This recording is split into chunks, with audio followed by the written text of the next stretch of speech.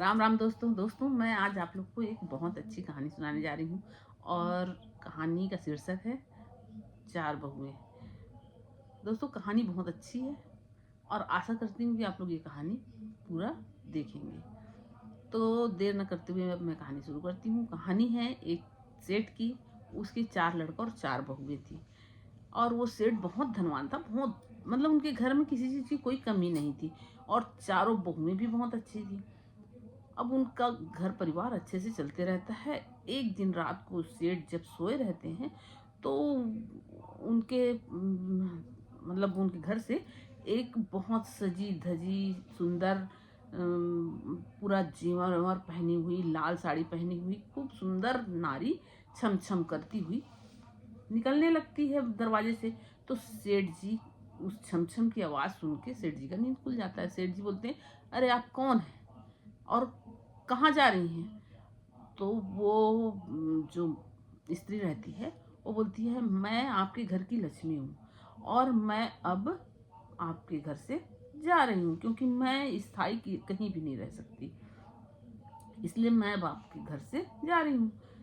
तो अगर तुमको कुछ मांगना है मुझसे तो मांग सकते हो। सेठ बोलता है कि आप ऐसे कैसे जा सकती हैं और मैं ऐसे कैसे अभी कुछ भी मांग सकता हूँ। मेरी चार बहुएं हैं, चार बेटे हैं और मैं उनसे पूछे बगैर ना आपको जाने दूंगा और ना ही कुछ मांग सकता हूँ। तो आप आज का समय दीजिए, कल मैं अपने बहू और बेटों से पूछ के आपसे मांगूंगा, तब आप चली जाइएगा। लक्ष्मी जी बोलती हैं ठीक है और रह जाती हैं। दूसरे दिन सुबह जब वो सेठ उठता है तो अपने चारों बहुओं को, चारों बेटों को बुलाता है और ये बात बताता है। तो बड़े बहू बेटा बोलते हैं कि पिताजी आप एक काम करो कि खूब उनसे धन दौलत पैसा कौड़ी मांग लो और जाने दो। दूसरा बेटा बहू बोलते हैं कि नहीं पापा, उनसे बड़ा बड़ा बंगला गाड़ी मांग लो और जाने दो।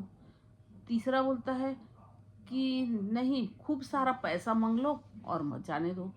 चौथे जो सबसे छोटे बहू बेटा रहते हैं वो बोलते हैं कि नहीं पिताजी, उनसे कहिए कि वो हमारे घर में सन्मत दें और हमारे घर में इतना हमको वो दे के जाएं, मतलब आशीर्वाद दे के जाएं कि हम हमेशा अपने घर में पूजा पाठ यज्ञ परोजन कराते रहें और हमारे घर में जो भी आए उनको कभी भूखे ना जाने दें।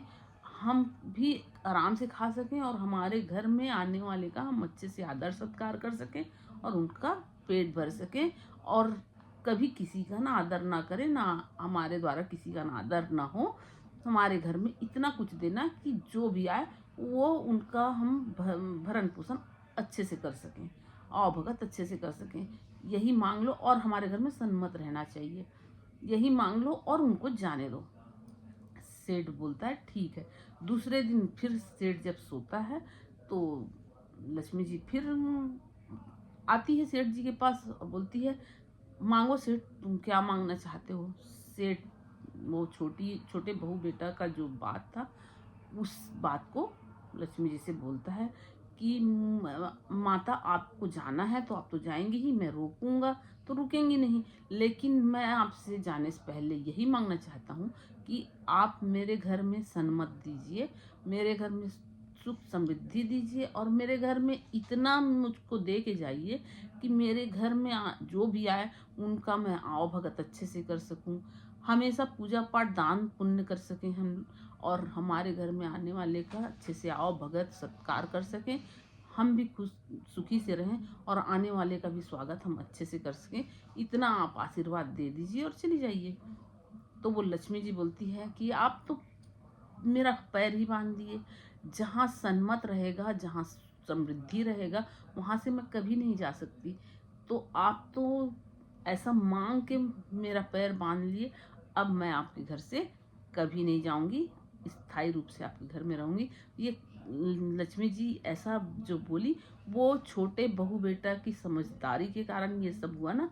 ये कहानी आप लोगों को कैसे लगी कमेंट में ज़रूर बताइए। राम राम दोस्तों।